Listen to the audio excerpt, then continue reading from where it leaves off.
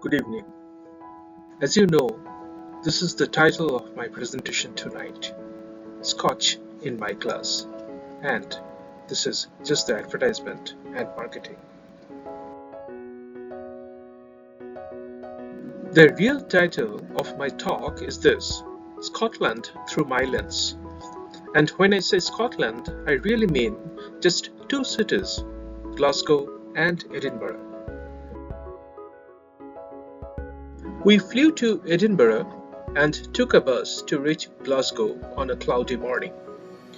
I was carrying just one camera body, one lens, a 24 to 70mm, and my phone camera. When you are in a new city of a country you have never visited before, you do expect to see some interesting things. But I never imagined that putting traffic cones on top of the statues of lords could be a normal thing to do. Glasgow is a very colorful city with lots of wall paintings and murals. I normally do not spend a lot of time post-processing travel photos, but I often use dodging and burning in such a way that the main focus is accentuated while keeping a natural look.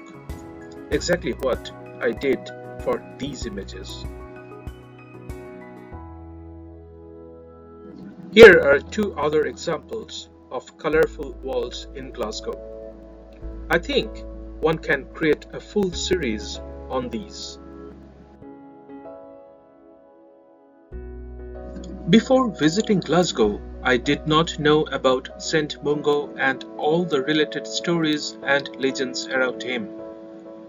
In these two photos, you are seeing two sides of the same building where St. Mungo, the patron saint of the city of Glasgow, is depicted as an infant with his mother and also as a grown man in the attire of a homeless person.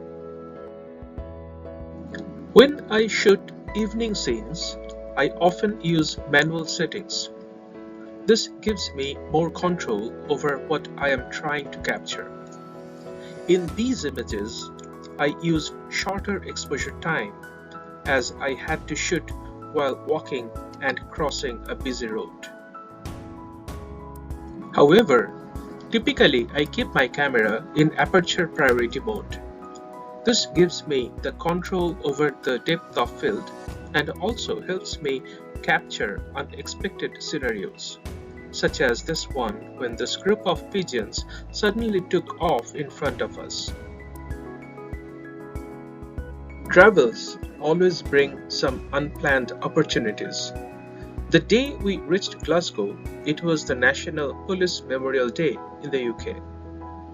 When we realized that, my wife quickly gathered the information about the memorial procession, and we were able to find a good spot to capture some images and videos. Something I learned over the years is that the key to successful color photography is to understand the white balance. I always keep my color balance at 5000 Kelvin.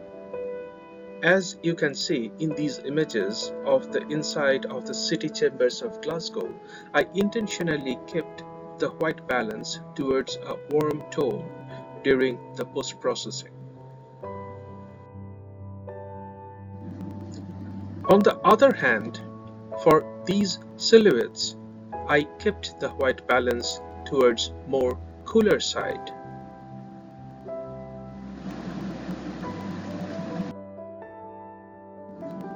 In terms of composition, I have a personal inclination towards more balanced ones, as in this image of the South Portland Street Suspension Bridge.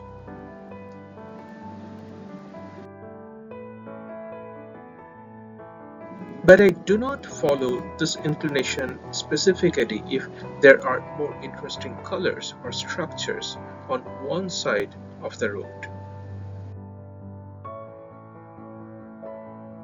Glasgow Necropolis is a fascinating place to visit.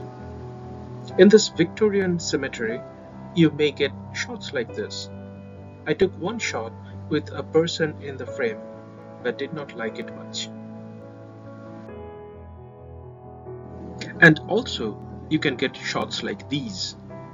The right image is a vertical panorama shot through a metal gate.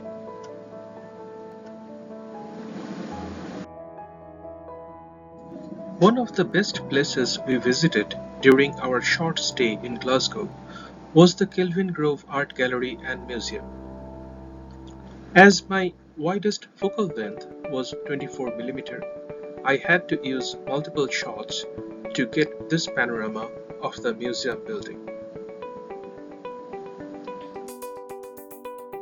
The building is amazing both inside and out. I took multiple shots of the main foyer where there was a pipe organ recital going on when we were there. This shot was from the floor. This shot was from the floor as well. However, I corrected the perspective in Lightroom.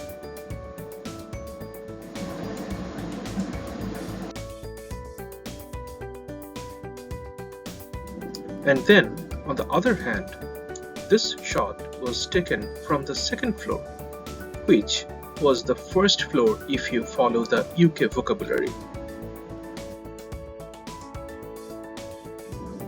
Both my wife and I like museums. Both of us took hundreds of photographs during our multiple museum visits. Most of those images are for our personal note-taking. We see those later to know more about what we saw. For example, these two images are of two gesso panels by Margaret MacDonald. I took these images so that I can study them in detail later. And there are times when I take a long pause in front of an artwork before clicking the shutter release button. I probably stood at a standstill in front of this Salvador Dali painting for about 10 minutes or so. Now when I see this image, I can totally recall the feeling that I was experiencing at that time. After spending about 2 days in Glasgow, we came to Edinburgh. This image was shot with my mobile phone because I was simply being lazy to take out my camera from the bag. In Edinburgh, we were staying at a hotel that was just the opposite of this enormous Scott monument in the memory of Sir Walter Scott. The image on the right is again a panorama, but I cropped it in square format. When we think about street photography, we typically think about human activities on the streets. In Edinburgh, I could probably spend a whole week just photographing the streets without any humans. Sometimes during our travel, we come across some imagery which touches us without any apparent reason. I captured this shot at the top of Calton Hill. For some unknown reason, I identify Scotland with this image more than any other image I have ever captured during the whole trip. These images are also from Calton Hill. I had to switch to manual settings for these ones just to have more control over the final results.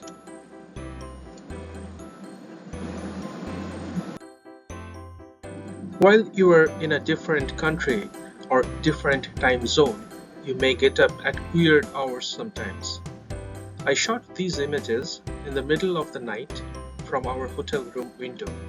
Long exposure, my tripod was my suitcase.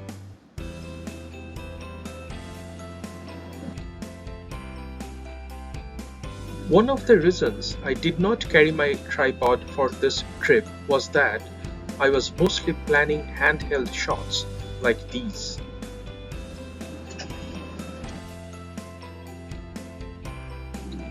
When I'm taking every shot handheld, I have the option of experimenting with compositions very fast, like these shots from almost the same position within the St. Giles Cathedral.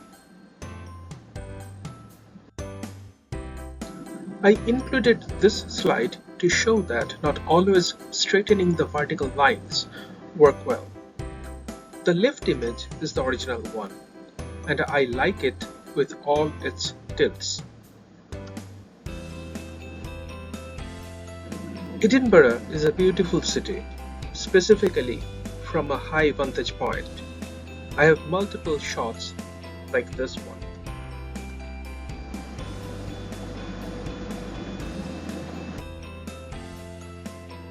Again, a high vantage point photo. This image was shot from the roof of the National Museum of Scotland.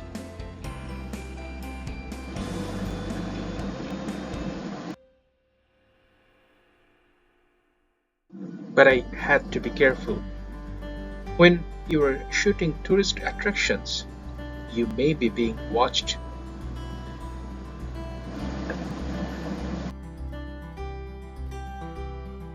Here is another example of a long exposure without a tripod. This is the Edinburgh railway station, and it is often helpful to use a long exposure to capture the movement. I use the railing to rest my camera. Oh, and by the way, I often use windows as natural frames to depict the point of view of us, the tourists.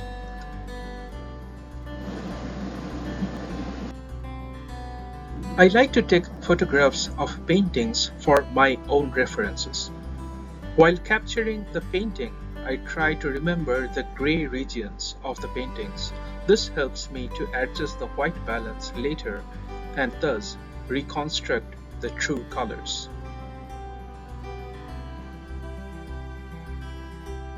Museums are interesting, not only because of the display items, but also because of the visitors and their interest in their phones. I highly recommend visiting the National Museum of Scotland. Make sure you have at least one full day for this particular place. It's enormous. Since I did not have enough time to read all the interesting descriptions of the display items, I often shot two images for one item. One focused on the item itself, and the other focused on the descriptions. Dean's Village is a popular neighborhood in Edinburgh. Again, this is another place for some excellent long exposures.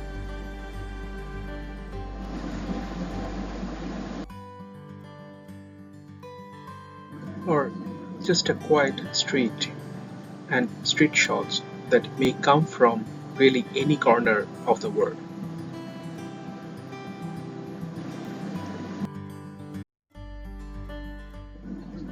I am typically happy if I get one image that I would love to print and hang in my home. If I had to choose one image from this trip to Scotland, I would choose this particular image that I shot at Dean's Village.